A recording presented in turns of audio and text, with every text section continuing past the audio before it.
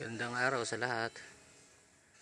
Ah, may nais lamang akong ipakita sa inyo tungkol sa ating atubi.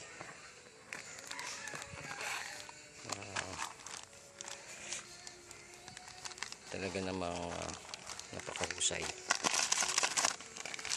sa inyo, ha, para mabatid ninyo kung anong aking concern.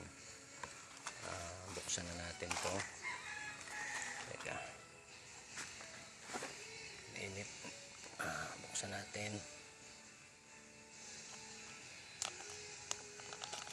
Natin makapasok ang hangin. Ayan. Okay, so open na natin.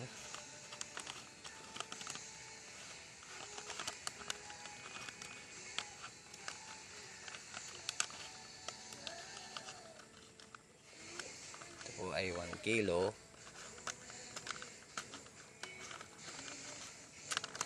Okay, buksan natin.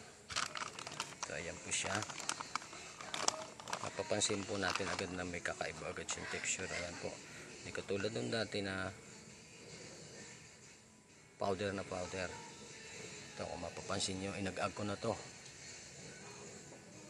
powder na yan. So para maipakita ko sa inyo ng ayos anong diferensya, so ito pong scoop na ito, approximately 15 grams ang laman kasi tinimbang ko na po ito. Hindi siya bababa ng 15 grams. Sige, try na natin, demo na natin. So magsusukat tayo ng mga hanggang 30 grams. 1, 15,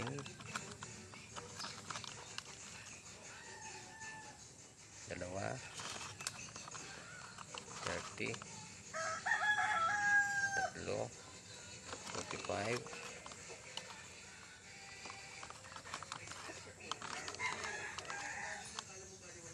60 grams. So 60, make it 90 grams. Sige, para malapit tayo sa 100 grams. Ayan na, isa pa para 90 grams. Okay, so approximately 90 grams ito. So ito po, agagin na natin. Sige, agagin na natin. Ayan, makikita ninyo mayroon na agad kayong kakaibang napapansin. Meron na agad umiibabaw na malalaking butil. Ayan. Okay,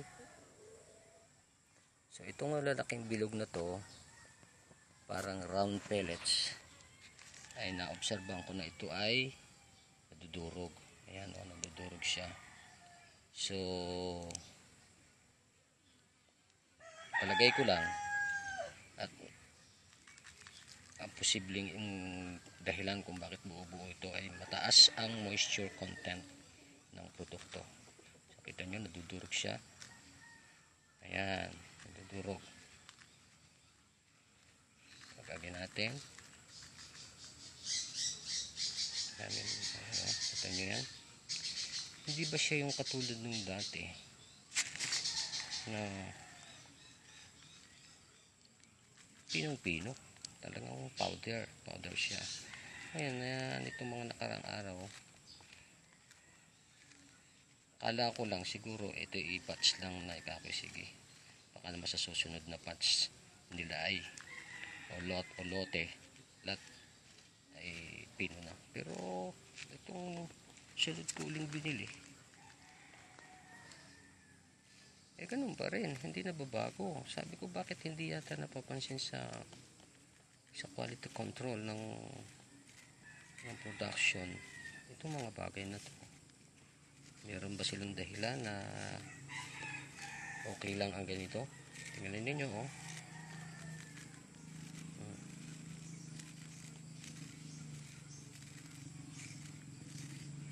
Ayan, tapos makikita ninyo ang pinagagagano. Ayan, ito ngayon ang napapansin ko, meron siyang Malamang mineral to eh, mineral. Kasi matigas. Haba-haba. Ayan po. Ayan. Matitigas siya. So, ibig sabihin, hindi siya nag-grind ng maigi. Hindi na mill ng maigi. Ayan po, oh. So, out of 90 grams, ito ang natitira. So, sa 1 kilo, hamak na di marami. Ayan, oh. Kita ninyo yan. Yan. So, ang concern ko,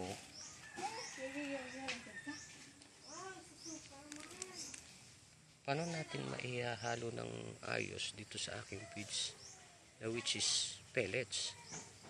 So, hinahayang lang naman ako dito. Baka kung saan naman papunta, magsisettle down to sa lalagyan, sa labangan.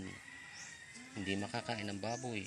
Ang mineral to, ayan o, meron pa siyang solid particles dito. Ayan, yan o. Makikita ninyo. Ang mga nakaraang sinundan itong batch nito, ganito rin. At minsan nga, may nakita pa ako, mas palaki pa rito.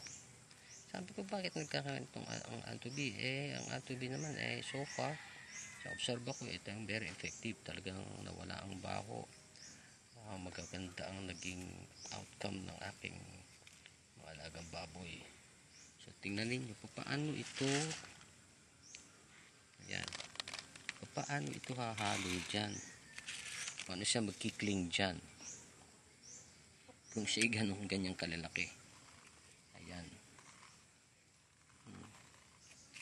So, ang tendency niyan, magsisettle down lang sa ilalim ng pakainan ng labangan, ng feeding trap. Ayan.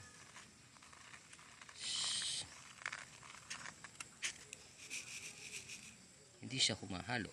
Hindi katulad dito. Ito, fine particles na to. Ayan.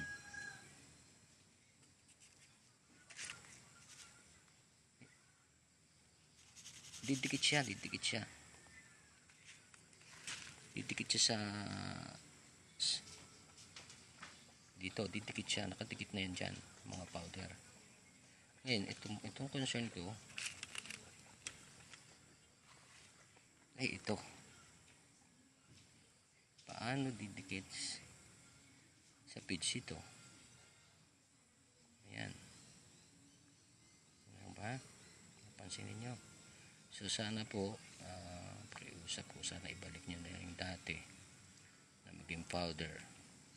Kasi I think it's far more better na maging powder siya. Kasi para magamit ng maigi, mai-mix ng maigi ng mga gumagamit ng Atubi na ang ginagamit na feeds.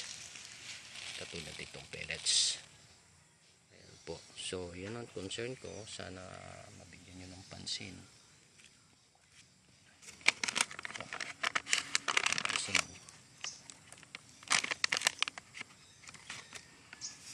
So, yun lamang po. Maraming salamat.